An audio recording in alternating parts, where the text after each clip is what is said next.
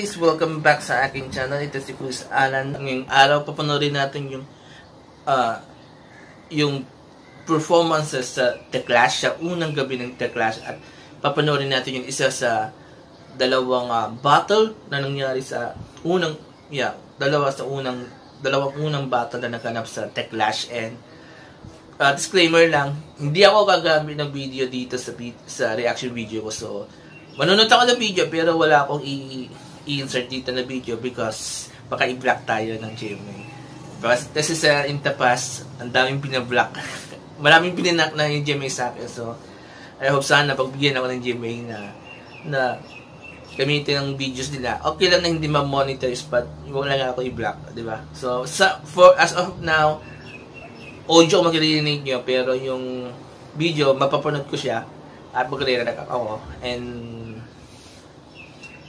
panoorin nyo na lang sa yung performance nila. So, ang papanoorin natin battle is yung battle between Jenny Gabriel and Larnie Cayabyab. So, si Jenny is isa sa mga parang favorites, maybe, mga favorites ata na magkaroon ng chance na manalo dito sa third season ng The Clash. So, with no further ado, let's watch the video and later I'll be giving my opinion on the performance of Jenny Gabriel and Larnie Cayabyab. Let's go!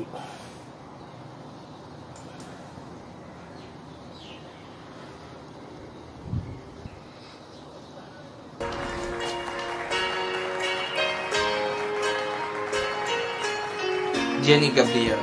So, sorry, wala kayong mapapanood na video. Audio lang. I hear the ticking of the clock. I'm lying here, dreams pitch dark. She is performing the song alone.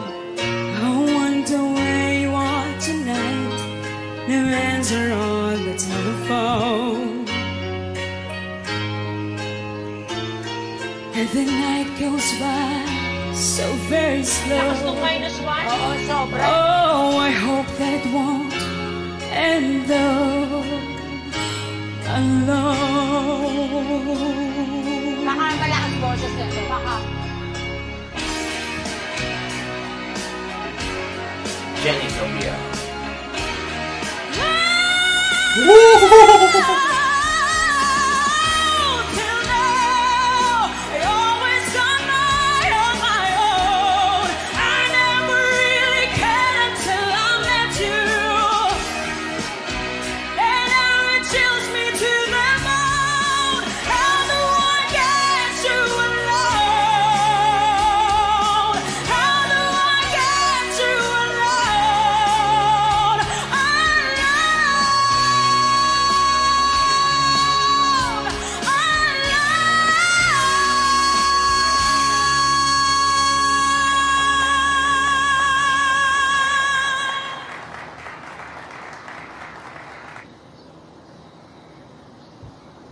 Okay, there you go. Napanood natin yung performance ni Jenny Gabriel. So, mamaya ako bibigay opinion ko doon sa performance na. Now, let's watch the performance of Larnie Cayabyab. Panood natin Larnie Cayabyab.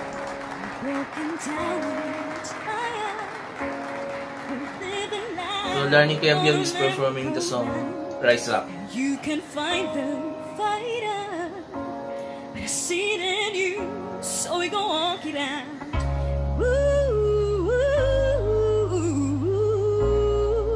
Mountains, we gon' walk it out. Mountains, and rise up, rise like the day, rise up in spite of the ache, and I'll do it 1,000 times again.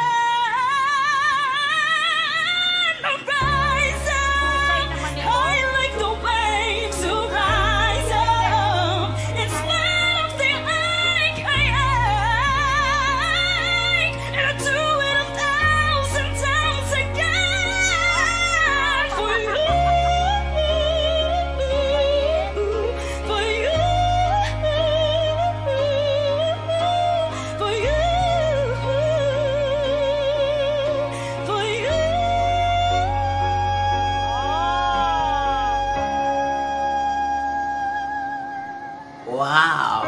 Ganda We linis. will rise again and again and again and again. Ooh.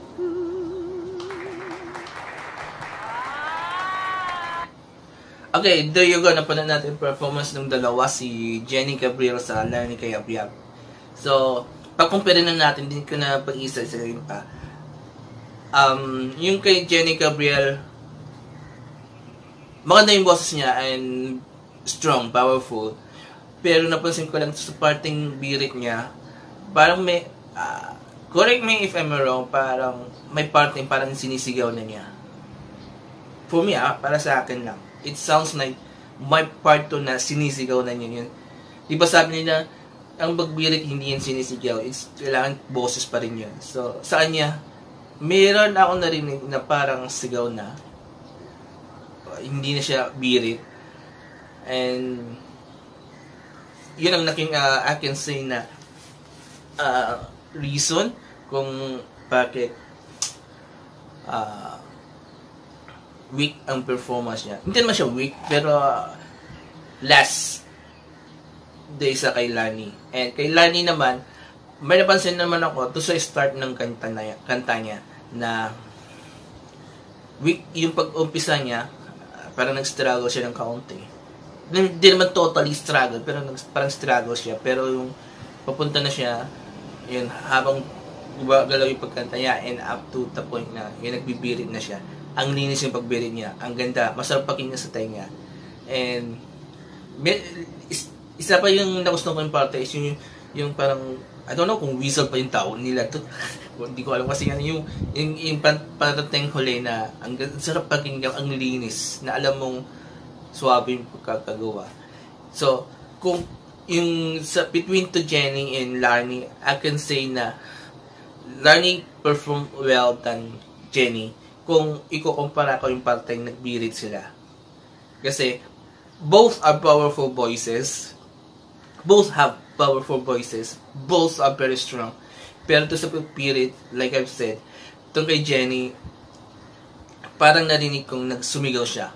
Parang hinaluan niya ng sigaw na yung pagbirit niya. Compared kay Larnie, ang linis, ang sarap sa tenga yung pagbirit niya na di ko narinig ng sigaw. So, and this is the reason why Jenny lost this battle. Because of that, I don't know kung anong reason ng mga judges, pero for me, kasi nabasa ko na sa comment section yung na Jenny lost to Larnie, and yun ang nakita kong reason kung bakit. Yung sa parte yung birit na parang it sounds like may sinigaw niya yung parang in-scream na niya na instead na nilagyan niya ng to ano. Correct me if I'm wrong kung singers kayo or whatsoever. Correct me if I'm wrong sa sinasabi ko about sa performance ni Jenny. But I love Jenny's performance. Yun nga lang, kung si battle ngayon, nasarapan yung tenga ko to sa performance ni Larnie compared kay Jenny. Lalo sa parteng biritan. So, yun. So, mag-comment kayo dito sa baba. Leave your comment below and tell me kung agree o disagree kayo sa sinabi ko about sa performance ni Larnie at Jenny.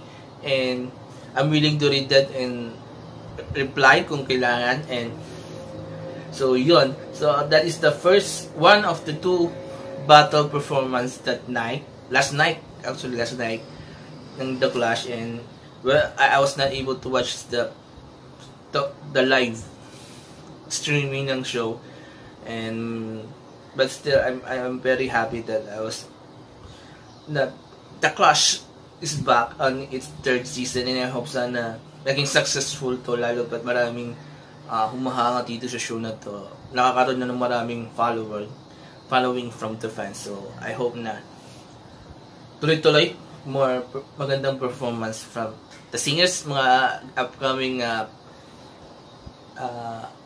hopefuls ng The Clash Season 3. And congrats ulit sa The Clash, to GMA, and to all the followers of the show. So, there you go. So, bago ko end ang video na to, please don't forget these 4 things while watching my channel. Comment, like, share, and subscribe to my channel, The Alan Ski Show. And please visit my other 2 channel, my vlog channel, Proudly Promly. And second is Lakay Alan Borja. So, ang Lakay Alan Borja is more of old videos coming from my very first channel. So, I'm really uploading all my videos there. For some na nagre-request na mapunod yung mga old videos ko. And I hope sana kung paano yung sinuporta yung mga videos ko in my old channel, please do support my channel na yon. Kung still nagugustuhan nyo pa rin yung reaction videos ko dito. So, there you go. Thank you very much and have a nice day to all. Bye-bye! Ciao!